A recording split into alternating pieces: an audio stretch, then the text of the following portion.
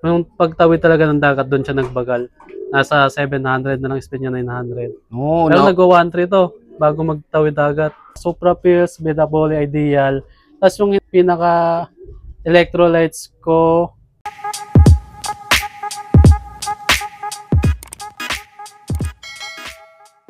ito nga pala mga kalapatids, yung ibon na nag-inspire sa akin na magpatuloy sa karera at magseryoso. Ito yung unang Katbalogan finisher ko. Kung titignan nyo, baliling siya. Lumipat siya ng ganyan. Tapos doon ako na-inspire kasi, kaya nung ibon eh. Kulang lang siya sa suporta. Bali yan yung unang sabak mo, sir? Ng South. Oh, mga kalapatids, may baliling pa oh. Nung nilalaro mo siya, gano'n na siya? Pero medyo mild lang, lumalala nung pag-uwi niya ata na-stress, lumala. Yan yung wala ka pa masyadong alam sa pagkakarera. Aslin, hindi pa ako suporta. Minsan, iniiwanan ko lang sila ng patoka maghapon. Bahala na sila. Ganun ako na dati. Pero ano naging achievements ng ibon na yan? Wala, finisher lang talaga siya. Finisher ng ano, sir? Katbalogan. Tinan nyo mga kalapatids, so kahit hindi inaasikaso ni Sir Christian, nag-Katbalogan finisher pa rin, oh. Anong bloodline nan? Ano to? Egayap Super Blue. Yan pala yung Egayap. Diyan ka pala na-inspire na kumuha ng mga Egayap. Tama. Ito mga kalapatids, so. Ang malupit pa dito, tatay ito ng 4th overall champion ng South. Tinan nyo mga kalapatids, producer na ng winner. Nag-produce pa. Isang galing nito ni Baliling mga kalapatids, so. Yung iba kinakal, pero ito, nag-produce pa, nag-finisher. Yan, hindi mo na alisin sa loop mo. Hindi na. Ito mga kalapatids, so. Anong perfect pair nito nung nag-produce ng 4th overall champion? Yun, yung high milim. Okay. Ito mga kalapatids, so medyo malaki ding ibon, ano? Ano yan, direct mo nakuha kay, kay Sir Egayap? Hindi, parang second hand na yun eh. Yung binilan ko, direct na nakuha kay Sir Egayap. Tapos binili ko sa kanya. Ito pala yun mga kalapatids, so. Ano pala yun? PBM Stitch. Yung bloodline ng Egayap na yun. Tapos yung tatay nito, Super Blue ni Sir Eric Macalino. Nung na-hospital siya noon, tapos pinagbebenta niya ibon niya, yun, kumuha ako ng isa. Yan pala yung yan pala yung unang experience mo sa pag-breed. Ito rin, unang pairing din nila yon. Yung Super Blue tsaka nung Egayap. Ito yung unang anak. Yan, ito mga kalapatids. So, abangan pa natin sa mga susunod na karera si Baliling. Ito, may papakita pang ibon si Sir Christian. Ito naman yung anak ni Baliling, 4th overall champion ng SDR 2024. Ito mga kalapatids. So, nasa kanya po. Tapos sa South. Sa South. Kumbaga bumawi si Baliling sa kanyang anak. Siya kasi di ko natutukan yung anak na natutukan ko. Ayun, champion yung anak niya. Ito mga kalapatids. So, 4th overall champion, no? Sir, pwedeng malaman ko anong mga nahakot ng ibon mong yan? Super set winner, 4th overall champion. Ayun lang ata kasi hindi pa ako masyadong mataya noon eh. Mga time na yun. Pero kumusta yan nung kinakarera mo simula nung first lap derby? Pag umuwi ito, akala mo hindi na kayang ikarga next race kasi durug na durug siya. Pero kinabukasan pagka-recover niya ang bilis bumawi ng katawan, pero pag uwi siya durug na durug palagi. Kumbaga pagdating sa karera talagang todo bigay siya. Oo, ganun siya. Tapos magaling siya, mabilis siya sa malapit.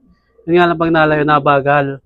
Kaya ang ganda ng parang second overall to bago mag-Katbalogan. Kaso nung nag-Katbalogan, nagbaba speed niya, naging 700 na lang. Kaya siya nag-import.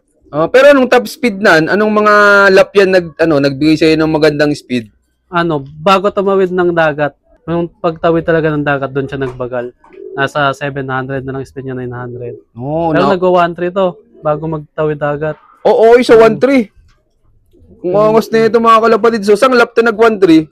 Hindi ko na alam eh. Basta bago magtawid dagat, ganun yung speed nito. Tapos sir, anong ginawa mong preparation bago ikarga ng Katbalogan? Ganun lang din. Supra Pills lang din. Tapos pang-abang ko, Metabolic tsaka Ideal. Tapos ito, simula nung training may kapares. Tapos yung pares niya na yon, nag-Katbalogan tracker din. Magpares sila? Yung pares nito, super set winner din dapat. Kaso natakot ako karga ng kalbayog kasi nagdurog yung ipot. Di ko kinarga. Tapos nung Katbalogan lap, durog pa rin ipot niya pero kinarga ko na. Nag-clock. Kaya inisip ko na kinarga ko na ng kalbayog. Nung inayang ako, super set winner din sana pares niya. So ayun pero ang galing ng asawa niya Yun nga, Bago magkalbayog, anong lap? ano, San Isidro Samar. Tawid dagat na din. Puro tawid dagat. Tapos ilan ang aktawan no, hanggang Katbalogan? Kalbayog tsaka Katbalogan, 100 yung pagitan. Din nyo mga kalapatid. So, yung asawa nito, walang bitaw ng Kalbayog. Diretsong Diretso Katbalogan. Nandito pa yon. Wala na, kinarga ko ng San Francisco Leyte. Ayun yung mali ko, yung lahat ng Katbalogan, ang dami kong overall champion, kinarga ko ng San Francisco, puro din nakauwi. Ang hinayang ako, sayang. Hindi, syempre, gusto mo nung maka-achieve nung layo nun no? 700 plus ata yung San Francisco. Solid. Yun 2 days race yun, sir. 2 days rin yun nga, nandun sinwerte. Mas malayo pa yun sa MacArthur, no? Mas malayo yun.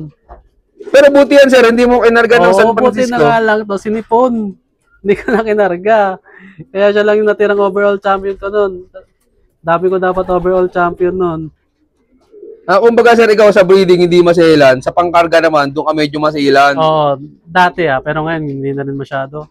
Kinakarga ko ng nakikita, kahit durog ipot, basta nakikita ang malakas ibon, kinakarga ko na ngayon. Gawa nung na-experience mo dun sa nagbutas nung, yung sa Kalbayog. Hindi ko kinarga ng Kalbayog. Hindi pala dun yun, kahit durog ipot, basta naman ibon, pasigla naman, malakas naman kumain, pwede pa. Yun. Congrats kay Sir Christian. Ang tindi ng mga istorya ng mga kalapati niya, mga kalapatids. Talagang may inspire ka, tsaka masutuwa ka. Pero ikaw dito, sir, anong ginagawa mong preparation sa mga young bird mo kapag malapit na training? Wala. Kung ano lang ginagawa ko nung sa low fly nila, ayun lang. Wala na akong ginagawang special. Nagkaka-special na pagdating ng derby, nagbibigay na ako mga pills. Yun. Pero kung paano ko sila inalagaan mula pagka-YB nila hanggang training, gano'n na yun. Pero bago mag-umpisa yung first lap derby, sir, nagpupurga ka pa? Hindi na ako nagpupurga. Diretso na din po. Tapos, sir, anong diskarte mo na dito sa loop mo pag derby na? 1 week bago mag-derby, nagpapatikim na ako ng pills, Sopra pills, tsaka Ideal, Betaboli. Ano yun, sir? Hinahati mo pa? Hindi, buo yun. Isang Sopra pills pag bago ikarga, tapos Ideal, Betaboli pag uwi nila. Kasi yun, tuloy-tuloy na yun hanggang last lap. Hindi ka na nagdadagdag? Hindi na. Nag-try ako dati, dagdag. Parang mas lalong pumangit yung nila, performance na bago. Kaya yun, kung ano yung sa una, yun na rin sa dulo. Okay. Sa bagay, mas maganda yung ganun, sir. Walang dagdag bawas, ano? Saka experience talaga magbe-base Yun. Kung anong na-experience mo, doon ka na mag-base. Pero ikaw, sir, masipag ka ba mag-toss dyan sa mga ibon mo? Doon nagtotos. Kung saan lang, puro club training lang sila. Kahit nung derby na? Puro club training lang sila. Yun nga lang, naisip ko mag-toss para sa Tacloban kasi hindi pa ako nakapag-clock ng Tacloban. Baka yun yung kulang ko sa Tacloban. Kumbaga ito yung pinaka-goal mo ngayon sa South? Kasi may 2 weeks pahinga sa Tacloban Siguro nawawala sila sa condition pag napapahinga. Plano ko bago mag-Tacloban, magka-totos na ako siguro. Yun, man. Good luck kay sir. Sana ma-achieve niya, mga kalapatids, yung goal niya na makapagpaklak ng Tacloban. Pero ikaw dito, sir, kapag derby na, ano yung mga gamit mong supplement sa ibon mo? Ayun lang, Supra pills, Betaboli, Ideal. Tapos yung pinaka electrolytes ko, Belgasol. Turo yun ng ni Sir Dani, yung namin, coordinator namin. Sinubukan ko siya, ang ganda na epekto sa recovery. Anong araw mo gamit yung Belgasol, sir? Sunday lang yun, abangan. Pansalubong mo lang. Doon ako sa Belgasol naman ako nagbabago ng ng dami. Pag first lap pa lang, unting Belgasol pa lang binibigay ko. Parang mga 5 to 10 ml pa lang. Sa 1 liter? Sa 1 liter. Pag lumalayo na, ginagawa kong 25 ml, 30 ml. Doon ako nag-adjust. Kamusta naman yung experience mo sa Belgasol, sir? Okay. Ang bilis ng recovery sa Belgasol. Nag-try kasi ako ng ibang electrolytes, parang hindi maganda yung recovery. Doon lang talaga ako nahiyang sa Belgasol. Pag Monday pala, sir, anong ginagawa mo pang blushing? Bawang lang dati. Pero ngayong season, nagbago ako. Kasi napanood ko kay, Sir Richie Alan, sa lahi ni Adan. Naglagay na rin ako ng luya, tsaka malunggay. Ayun, tasani. Yun ang ginagawa ko pag Monday. Pero dati talaga bawang lang. Binago ko lang ngayon. Tapos pag Tuesday, probiotics. Tapos the rest nun, wala na binibigay. Yun, hanggang Martes lang yung may halo sa'yo? Hanggang Tuesday lang yung ko. Recovery ko sa mga ibon. Wednesday, bahala na sila. Puro natural na. Ayos din yung mga kalapatid. So, napaka-basic lang nung ginagawang sistema dito ni Sir Christian. Sa bagay, hiyangan din no? Oo, hiyangan talaga. Tatry ko dati, naghahalo ako sa mga patuka, naghahalo sa tubig ng ibang araw. Hindi talaga humiyang eh. Yun talaga humiyang sa akin, yung naturalan talaga. Tapos tinuturo ko sa tropa, maganda resulta sa kanila, kaya pwede nyo rin subukan kung gaganda yung ano sa inyo.